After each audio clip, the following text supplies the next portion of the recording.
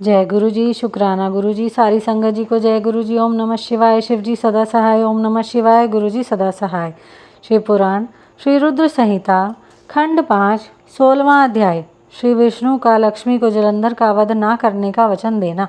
सनत कुमार जी बोले, हे व्यास जी, इस प्रकार जब देवगुरु बृहस्पति ने देवताओं को युद्ध रोक देने के विषय में कहा तो सभी ने गुरु की आज्ञा का पालन किया और युद्ध रुक गया। परंतु जलंधर का क्रोध शांत नहीं हुआ। वह इंद्र को ढूंढता ढूंढता स्वर्गलोक आ पहुंचा। जलंधर को वहां आता देखकर इंद्र व अन्य देवता अपने प्राणों की रक्षा करने हेतु वहां से भागकर भगवान श्री हरि विष्णु की शरण में वैकुंठ लोक जा पहुँचे। वहां पहुंचकर उन्होंने भगवान विष्णु को प्रणाम किया और उनकी भक्ति भाव से स्तुति की।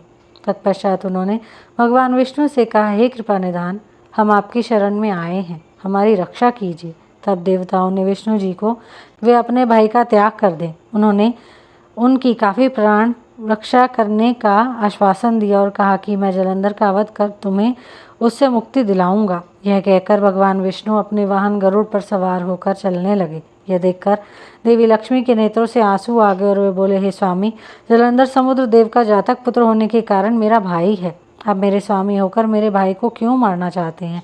यदि मैं आपको प्रिय हूँ तो आप मेरे भाई का वध नहीं करेंगे।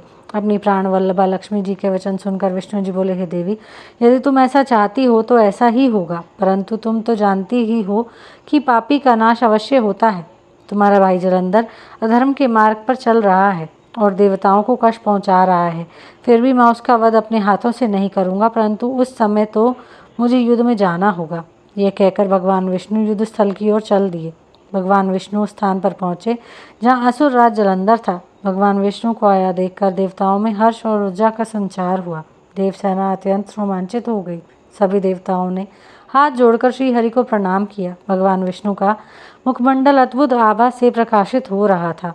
उनके दिव्य तेज के सामने दैत्य और दानवों का खड़े रह पाना मुश्किल हो रहा था। श्री हरि विष्णु के वाहन गरुड़ के पंखों से निकलने वाली प्रबल वायु ने वहां पर आंधी सी ला दी थी।